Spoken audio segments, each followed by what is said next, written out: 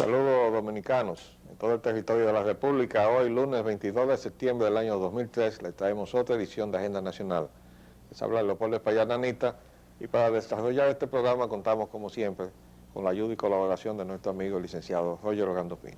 Muy buenas, Roger. Muy buenas tardes. Bueno, vamos a comenzar el programa, obviamente, con el sismo. Sí, Vamos señor. a ver qué nos trae. Nos golpeó uno de intensidad de 6.5 grados de la escala Richter. Millones en pérdidas. Temblor causa pérdidas millonarias. El terremoto provoca heridos, conmoción y daños a edificios. Consideran significativa la amenaza de terremoto en República Dominicana. Un editorial que dice: La Providencia, el sismo de 1946. Terremoto sacudió la región del Cibao. Expertos esperaban ocurriera terremoto y temblor se sintió en todo el país. Las réplicas del terremoto siguen afectando a Santiago. Declaran alerta amarilla a causa de nuevos temblores. Pues esta madrugada, ya eran la 1 menos 10 minutos, aquí por lo menos en la capital, en nuestro reloj, en el Cibao se sintió, creo que a la 1 menos 15. Acá, por lo menos, el efecto en la corteza terrestre fue el de un sismo ondulatorio, es decir, que uno sentía este efecto. Hay 3 formas de uno percibir el sismo: el de trepidación, el de ondulación y el de oscilación, ¿no? Cuando la tierra se mueve en esta forma. El efecto que nosotros percibimos, por lo menos en la capital de la República, fue ondulatorio. No sabemos cuál fue la característica que determinó o que se perfiló en la ciudad de Puerto Plata, porque las consecuencias que se perciben ya en el reportaje, aquí hay ya algunas fotografías, por ejemplo, el periódico El Nacional trae el colapso de una escuela, eso es un edificio público. Fíjense cómo se ha desplomado esa estructura. Y gracias a Dios que eso se produjo en horas de la noche. Ustedes se pueden imaginar si eso hubiera acontecido con los muchachos dentro. Una tremenda desgracia. Asimismo, hay en las fílmicas de la televisión, no sé si tú pudiste apreciarlo, se cayó el segundo piso del local del Banco de Reservas. Sí. Por cierto que podemos decir, con conocimiento de causa, que la deformación que vimos a esa estructura, que parecía una hamaca, estaba evidenciando una losa probablemente nervada, pero una losa sin vigas, y aparentemente había un gran ventanal de vidrio, según estaba explicando el gerente, que se fue el ventanal, pero la losa se veía totalmente colapsada. La flecha en el centro tenía más de 1 metro y pico. A mí me luce que eso estaba muy mal calculado. Y el problema, amigo Roger, es que no están funcionando bien los mecanismos de control de la calidad de la construcción. Y podemos hablar de eso porque nos pasamos los primeros años de nuestra juventud de una posición a otra en los departamentos que estaban encargados de fiscalizar la construcción aquí. Primero en la capital, porque estuvimos en lo que entonces era el Consejo Administrativo del Distrito Nacional, luego pasó a ser el Ayuntamiento del Distrito Nacional, y luego a escala nacional cuando fungimos como jefe de la sección de construcciones en obras públicas y luego como director general de edificaciones. En esa época se controlaba absolutamente todo el proceso de construcción. Ahora no se fiscaliza nada. Y lo que es peor, las principales obras que se están ejecutando, como por ejemplo ese gran complejo que está ahí en el Malecón Centro, eso tuvo mucho tiempo sin licencia de construcción y estaba prácticamente terminado. ¿Por qué eso era así? Bueno, porque ahí estaban involucrados el secretario de Obras Públicas del gobierno, Leonel Fernández, que está asociado, está vinculado profesionalmente con el actual secretario de Obras Públicas. Entonces, ese centro, esa enorme inversión, cuyos dueños no se sabe exactamente quiénes son, que el rumor público lo vincula a inversiones venezolanas, esas que ahora están siendo cuestionadas, y que tienen varios solares céntricos de la ciudad tomados para proyectos de una enorme inversión de millones de dólares que no se sabe de dónde salen. Pero no tienen ni la licencia y mucho menos la supervisión exigida para garantizarle después a quienes usen esos espacios que hay garantía. Entonces nosotros estamos realmente preocupados con esa situación. Algunos de los titulares hablan de la expectativa, y yo quiero decir que sí, que había expectativa de que aquí se produjera un sismo. Sí, expertos esperaban que ocurriera terremoto. Pero quiero decirle que la falla septentrional, que es a donde se produjo ahora con mayor intensidad, o sea, cerca del cual está el epicentro del sismo, este último, que fue fundamentalmente sentido en el Cibao. Aunque las estructuras que han colapsado de una manera más dramática han sido las de Puerto Plata. En Santiago no se dejaron de sentir. ¿Tuviste la sísmica? Sí, y se afectaron varias edificaciones. Inclusive oí decir que se había cerrado la calle del Sol, un tramo bastante considerable, para inspeccionar todas las edificaciones de los negocios que había en esa calle, porque evidentemente presentaban fallas, agrietaciones. Agrietamiento.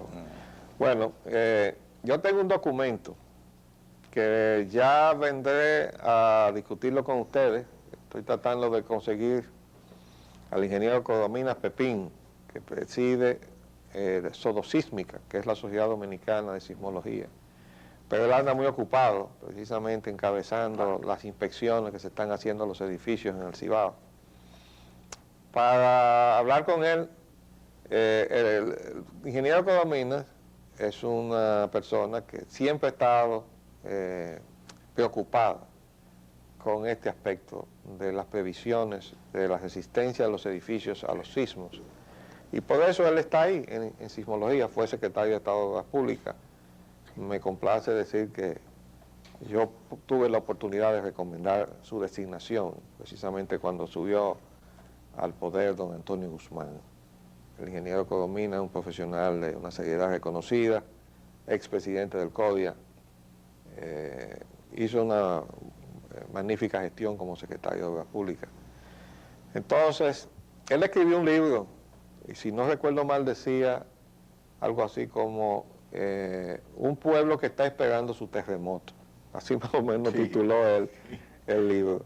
Queriendo decir que en nuestro futuro estaba asignada la ocurrencia de un sismo de esta naturaleza. De todas maneras, no vamos a mencionar aquí las previsiones en términos de intensidad de estos sismos que estaban previstos acá en este informe que tengo en la mano, hasta que no lo discutamos con el ingeniero Codomina, pero podemos sí adelantar que la expectativa, gracias a Dios, era un sismo mayor, de mayor intensidad que el que se produjo. El que se produjo es de 6.5. Y el de en 1946, y a eso se refiere el editorial de Radamés Gómez Pepín, fue de intensidad 6.4, aunque tengo entendido que su duración fue mayor. Dice aquí, el sismo de esta madrugada fue mayor que el terremoto que devastó Anagua y zona nordeste en 1946, cuya intensidad fue de 6.4.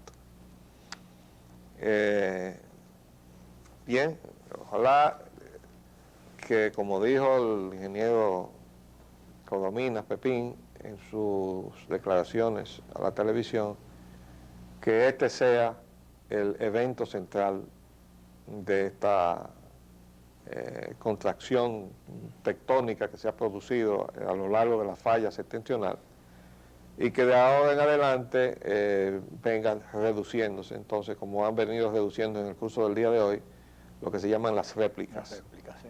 Que en el 46, a lo que hace alusión ahí en su editorial, Gómez Pepín, las réplicas fueron muy intensas. Sí. Y durante mucho tiempo se estuvo sintiendo esos sacudiones.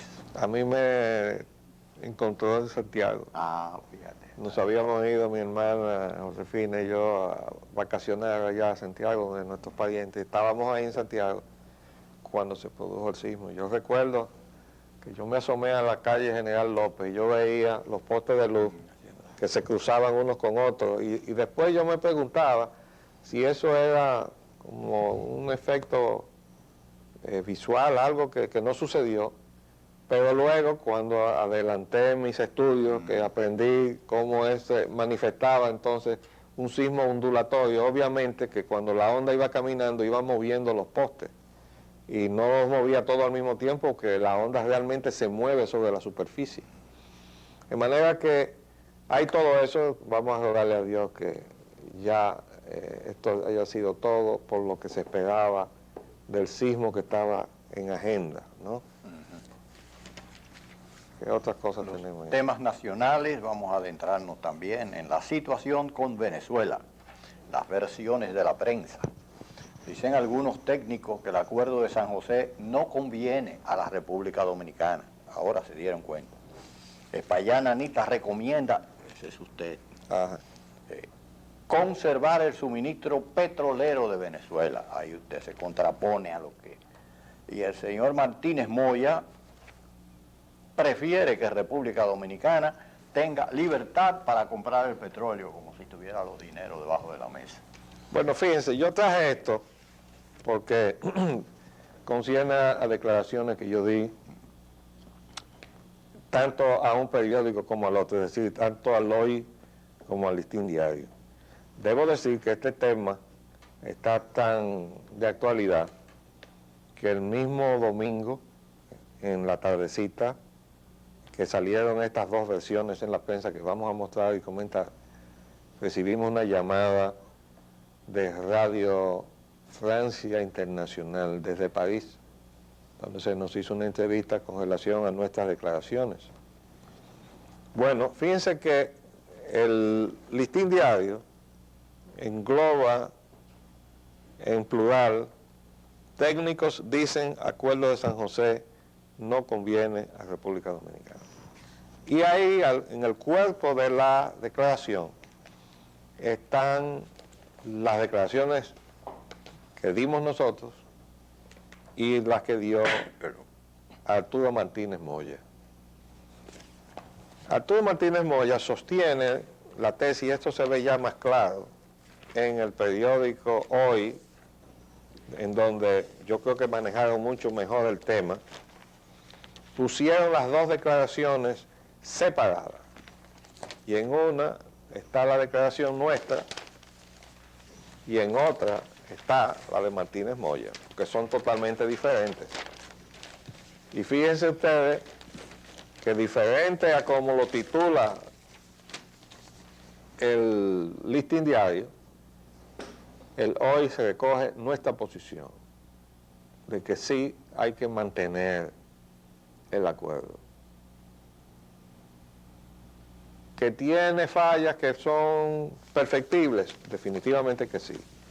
La primera falla es que el acuerdo es bilateral, es un pacto firmado entre México y Venezuela y no le da ninguna voz a los países que compran el suministro. Eso no debe ser un pacto multilateral, en donde de un lado estén los suministradores y de otro lado estén los países abastecidos. Vamos a hacer un paréntesis y volvemos un minuto después de cumplir compromiso comercial.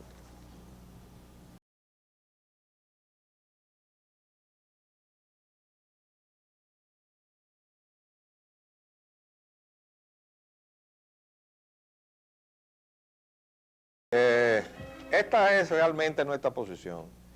Debe conservarse el suministro del petróleo de Venezuela y hay que intentar, dialogando tanto con Venezuela como con México, que se cambien aspectos fundamentales de ese acuerdo para que, como hemos dicho, sea multilateral y los países que reciben el suministro tengan voz y puedan dialogar con los países que suministran. Ese es un aspecto. El otro aspecto es que ese acuerdo solamente se da de año en año, es decir, tiene una vigencia de un año. Eso no puede ser, porque ningún país puede planificar su desenvolvimiento energético o su política energética con un horizonte de un año. Es decir, bueno, nosotros recibimos el suministro de México y Venezuela. El año que viene no sabemos lo que va a pasar. Así no puede ser. En la práctica, desde el año 82, en que se inició el Acuerdo de San José, a la fecha, el acuerdo se ha venido renovando año tras año. Bueno, si eso es así, ¿por qué no darle por lo menos un horizonte de 5 años? De 5 en 5 años. ¿Para qué? Bueno, pues usted planifica lo que usted va a hacer en 5 años. Cada país puede planificar su política energética para 5 años, sabiendo que tiene garantizado el suministro de 2 fuentes regionales, que serían en este caso Venezuela y México en lo que concierne a hidrocarburos. Y en lo que concierne a carbón, bueno, pues Colombia. Y hay que negociar también con Trinidad y Tobago para la parte de gas licuado de petróleo. En definitiva, hay que conservar el Acuerdo de San José. No es como el periódico El Listín Diario ha publicado como que es la opinión mía. La opinión de Martínez Moya se inscribe en la posición de las compañías petroleras que nos quieren ver dependientes de las importaciones. Yo soy partidario de que se amplíe la capacidad de refinación en la República Dominicana para que traigamos crudo, procesemos el crudo y luego los refinados, productos de esa refinación en República Dominicana, sean distribuidos en el mercado nacional. Ahora mismo la refinería tiene una capacidad de 32.000 barriles diarios y nuestro consumo anda en unos 150.000 barriles por día. La refinería no pasa de un 20, un 21% del total del consumo. ¿Por qué? Porque la ampliación de la refinería fue boicoteada por la Shell. Y yo puedo hablar de eso, que me digan que no es verdad. Entonces, esa es la realidad. Hace falta voluntad política para que este país tenga la política energética que pueda cimentar un proceso de desarrollo. De lo contrario, vamos a alimentar un proceso de dispendio y de expoliación a través de los precios de los combustibles, como lo está padeciendo ahora mismo todo el consumidor de la República Dominicana. Concerniente a este mismo tema, lo que se relaciona, el siguiente titular dice que se mantiene el deterioro de las relaciones Venezuela-República Dominicana y el ministro de Energía venezolano pide a nuestro país evite atentado a la democracia. Esa es la parte de repercusión política de esta situación. Dice, el gobierno de República Dominicana mantendrá embajador en Venezuela. El vicecanciller de Chávez acusa a los dominicanos de incurrir en una burla. Bueno, yo quiero decir una cosa. Esto hay que manejarlo con tacto. Y no es cuestión de silenciar ninguna prensa. Pero que el Listín Diario, que está intervenido por el gobierno, esté publicando un titular como este, de que el vicecanciller de Chávez acusa a los dominicanos de incurrir en una burla, es una forma de crear un ambiente negativo a una conversación. Y aquí hay que intentar lo contrario. Después no se quejen cuando el mismo gobierno de Venezuela vea que la intención del gobierno no es amigable, porque un periódico que está intervenido no puede entonces expresarse de esa manera, y además es el mismo periódico que puso en nuestra boca lo que no habíamos dicho, es decir, que no conviene el acuerdo de Venezuela. Son dos cosas muy distintas, mejorarlo, y otra cosa muy distinta, decir no conviene, ¿ok? Vamos a un tema que está dentro de tus inquietudes profesionales. Absolutamente. Los desatinos aeroportuarios, dice, problemas aeropuerto del Higüero motivan decisión de usar San Isidro. Sí, ya vimos la promulgación de un decreto por el Poder Ejecutivo que constituía una comisión para que analizara las perspectivas de convertir la base aérea de San Isidro en una base, en un aeropuerto civil militar. Pero eso es el resultado del desastre del aeropuerto de Ligüero. Pero ese no fue el aeropuerto que Leonel Hernández dijo, yo fui que ordené que eso se hiciera ahí, porque... Eso no fue. Exactamente, y entonces tenemos a otros aspectos que no solo es el de la ubicación, sino el hecho de que eso se hiciera ahí, sino el que haya unas condiciones, como usted conoce, de terreno, así como de, la presencia de medio garza. Ambiente, sí, de medio ambiente. Hay que explicar que una garza que se meta en una turbina de un motor de un avión, derriba un avión, Sí. Y ahí hay millones de garzas. Sí. Y la FAA fue Sí. que vino a inspeccionar el aeropuerto. La FAA es la No lo entidad, certificó, ni la OASI tampoco. es la entidad del gobierno de Estados Unidos que chequea la seguridad de los aeropuertos a donde van a aterrizar los aviones norteamericanos.